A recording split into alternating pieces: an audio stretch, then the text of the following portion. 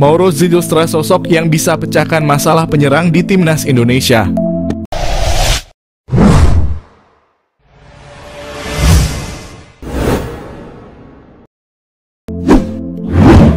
Timnas Indonesia mendapat alternatif baru untuk menyelesaikan permasalahan defisit striker yang ada di skuad mereka. Alternatif ini ada di sosok Mauro Zijlstra.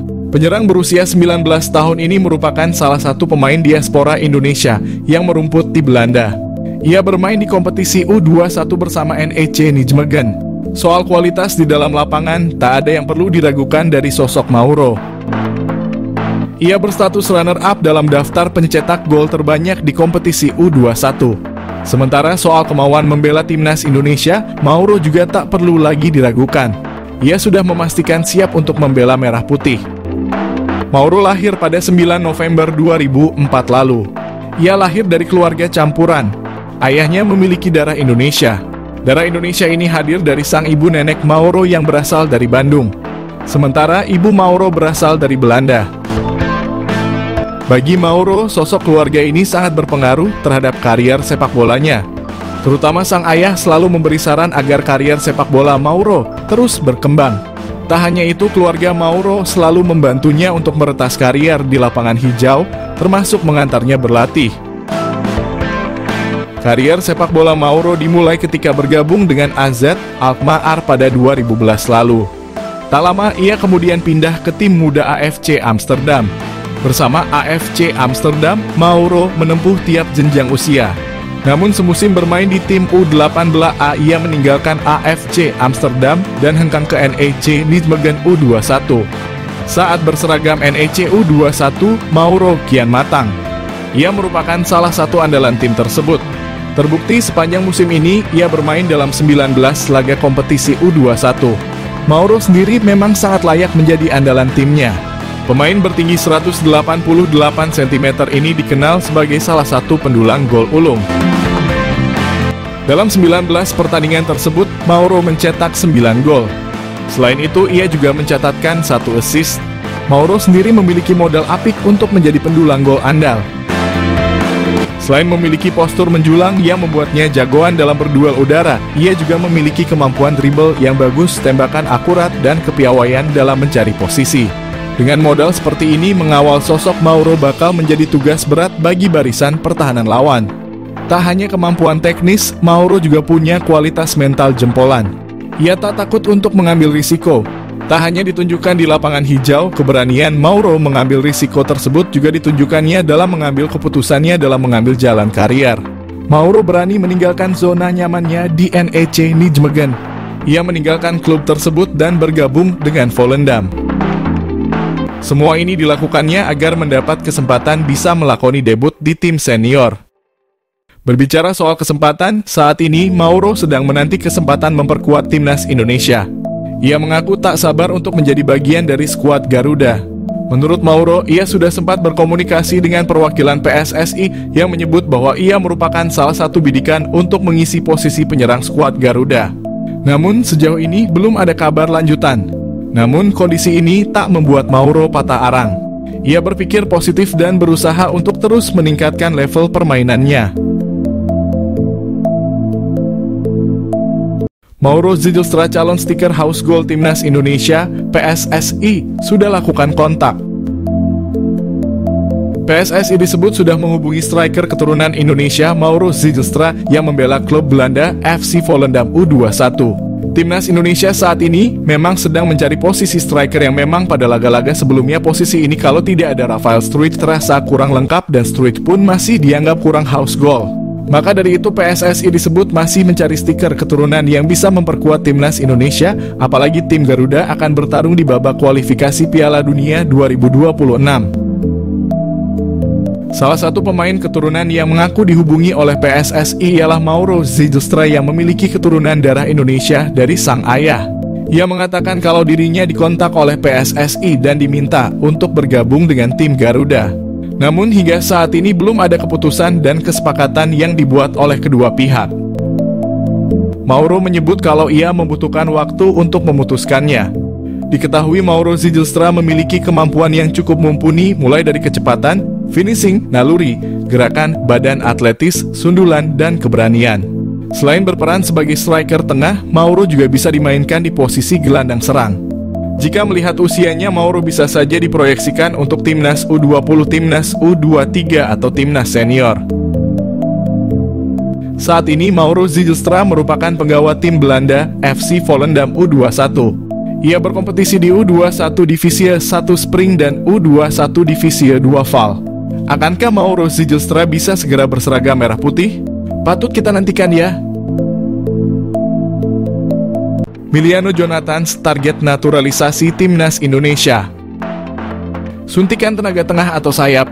Timnas Indonesia telah bertekad lolos ke putaran keempat kualifikasi Piala 2026.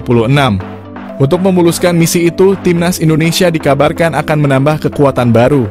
Salah satu yang merupakan pemain santer yang telah diberitakan akan segera di WNI-kan demi timnas Indonesia adalah Miliano Jonathans, yang merupakan penyerang Vitesse Arnhem yang bermain pada kasta kedua Belanda.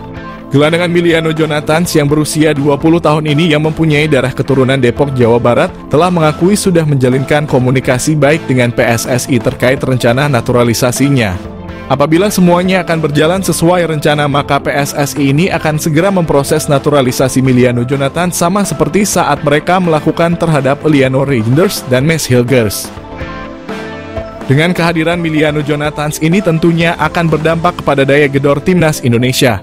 Pemain yang mempunyai tinggi badan 178 itu tak hanya mampu sebagai gelandangan bertahan, akan tetapi ia juga mampu menjadi gelandang serangan, namun juga diplot sebagai penyerang sayap. Miliano Jonathans juga pernah hadir dalam 10 pertandingan pada ajang Eerste Divisie dengan torehan 6 gol dan 2 assist. Pastinya torehan tersebut akan membuat Shin Tae-yong sangat berharap bahwa Miliano bisa secepatnya bergabung dengan JLZ dan kawan-kawan. PSSI diharapkan untuk tidak berlama-lama karena bisa saja Miliano akan berubah pikiran karena dia juga mempunyai kans memperkuat timnas Belanda U21.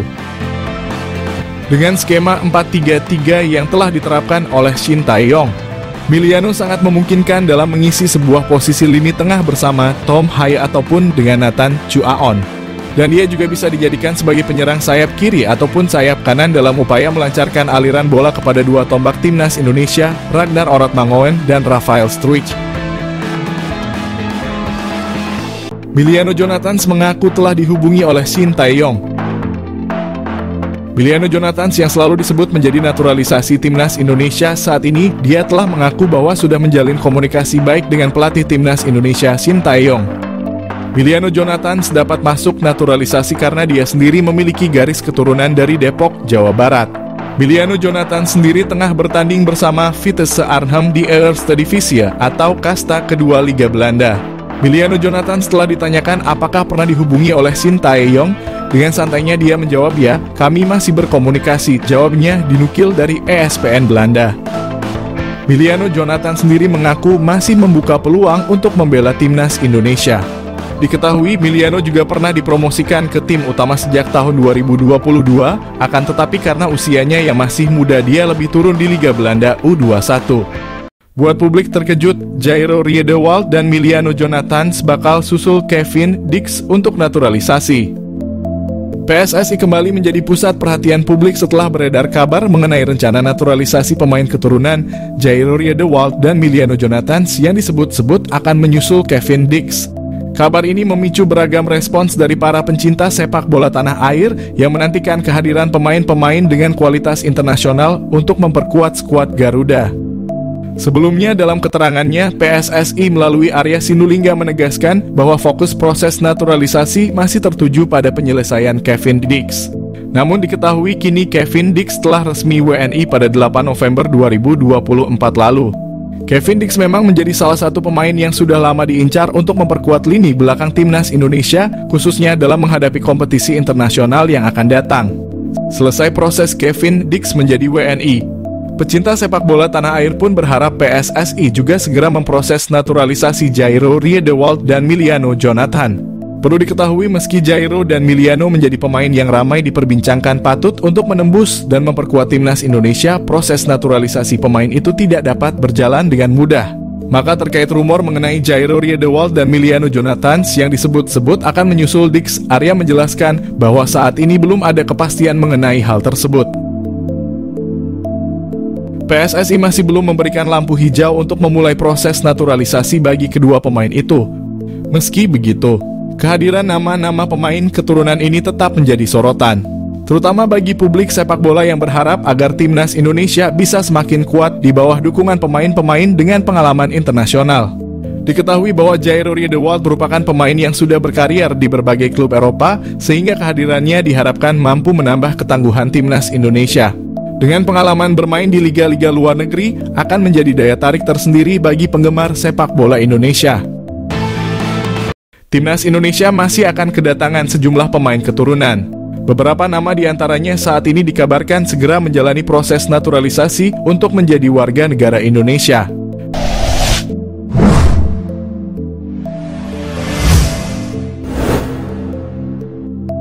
Satu pemain yang sudah pasti menjadi bagian timnas Indonesia adalah Kevin Dix. Lantas siapa lagi pemain keturunan Indonesia yang bakal menyusul Kevin Dix? Satu di antara nama yang santer disebut akan dinaturalisasi untuk membela timnas Indonesia adalah Jairo Riedewald. Dia merupakan gelandang asal klub Royal Antwerp di Liga Pro Belgia. Pesepak bola sekaligus YouTuber Yusa Nugraha meyakini Jairo Riedewald akan jadi pemain selanjutnya yang dinaturalisasi PSSI.